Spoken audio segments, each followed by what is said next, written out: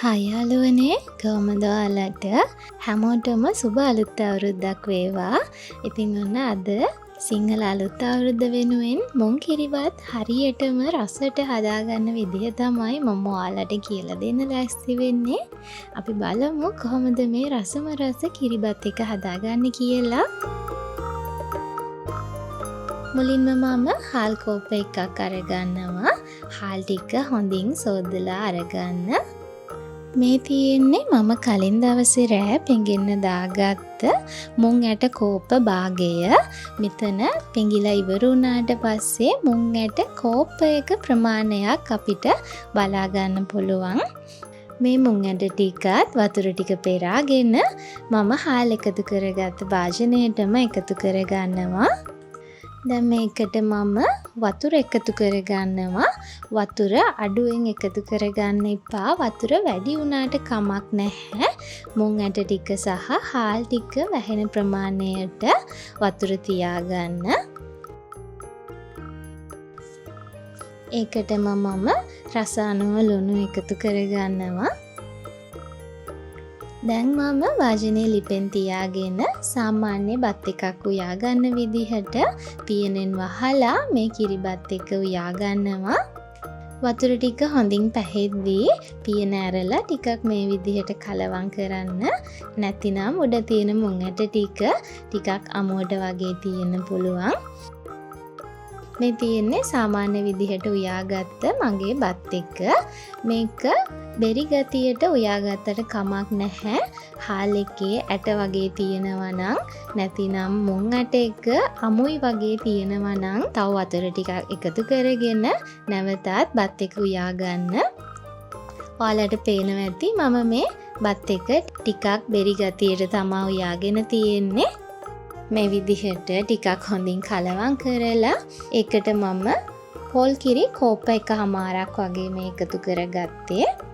මෙතනදී කිරි වැඩි වෙන තරමට අපේ කිරිබත් එකේ රසය ගොඩක් වැඩි වෙනවා. පොල් කිරි ටික එකතු කරගත්තට පස්සේ ලිපේ ගින්දර වැඩි කරගන්න.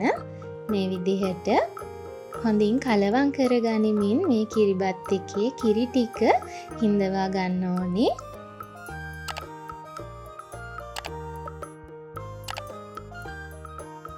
මේ තියෙන්නේ විනාඩි 5ක් විතර වැඩි ගින්දරේ උයාගත්ත කිරිබත් එක. දැන් මේකේ කිරි ටික ගොඩක් අඩු වෙලා තියෙන්නේ. නමුත් කිරිබත් එකේ පදම මේක නෙමෙයි. මේ වෙලාවේදී ලිපේ ගින්දර අඩු කරගෙන මේ විදිහට හොඳින් කලවම් කරගන්න. ඔයාලට පේනවා ඇති කිරිබත් එක මැදින් බෙදුවට පස්සේ නැවත ඉක්මනින් දෙපැත්ත එකට එකතු වෙනවා. ඒ කියන්නේ තාමත් අපේ කිරිබත් එකට අවශ්‍ය පදම ඇවිත් නැහැ. ඒ නිසා හොඳින් කලවම් කරගනිමින් මේ කිරිබත් එක උයා ගන්න ඕනේ.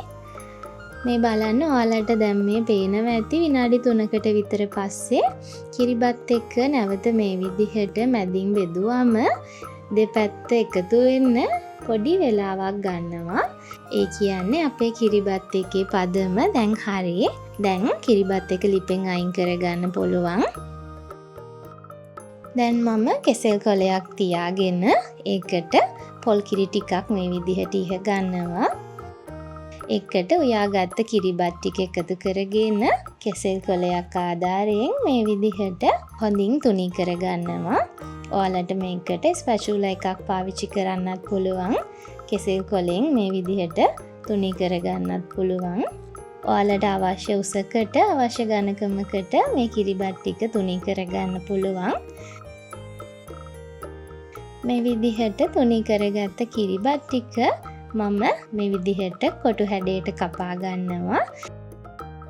ඉතින් මේ තියෙන්නේ මම හදාගත්ත රසම රස මුං කිරිබත් එක. මේක හරිම රසයි. ඔයාලා දකින්න ඇති හදන්නත් ගොඩක්ම ලේසි. ඉතින් මේ එන සිංහල අලුත් අවුරුදු කැවිලි මේසෙට ඔයාලා මුං ඇට කිරිබත් ඔයාලා මේ විදිහට මුං කිරිබත් එකක් හදලා තියන්න. ඒක ගොඩාක් රසයි.